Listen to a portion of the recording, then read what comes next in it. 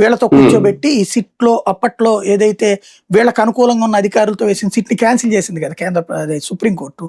అందులో ఉన్న వాళ్ళు ఇద్దరిని మళ్ళీ పెట్టారు. అప్పుడు ఆ ఇద్దరిని పిలిచి మాట్లాడారు వీళ్ళు.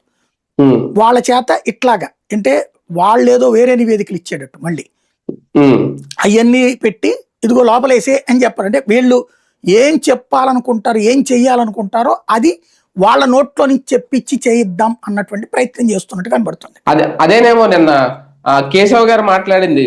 జంతు కొవ్వుతో ఎసిటిక్ యాసిడ్ అదేదో ఆమ్లం పేరు చెప్పారు ఆయన, మోనోగ్లిజరైడ్స్ ఇవన్నీనంట కొరియా నుంచి ఉత్పత్తి చేసి ఇక్కడ ఇలాంటి నూనెలు నెయ్యిలు తయారు చేస్తారు. ఆ కోణంలో ఎందుకు సిట్ గాని సిబిఐ గాని విచారించలేదు, అసలు విచారించిందా లేదా అని అడిగారు. రేపు ఒకవేళ ఈ కమిటీ వేస్తే ఆ కోణంలో వెళ్ళి ఫైనల్ గా అదే జరిగిందని చెప్పి అరెస్టులు కేసులు ఉంటాయా?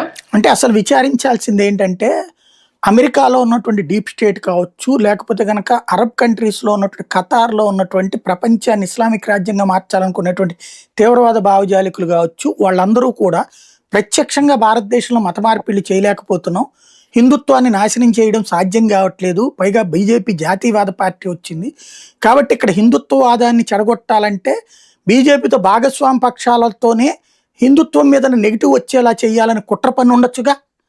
ఆ కోణంలో ఎందుకు విచారించకూడదు? అంతర్జాతీయ కుట్రలో భాగంగా వీళ్ళు ఉన్నారని అలా కూడా విచారించచ్చు.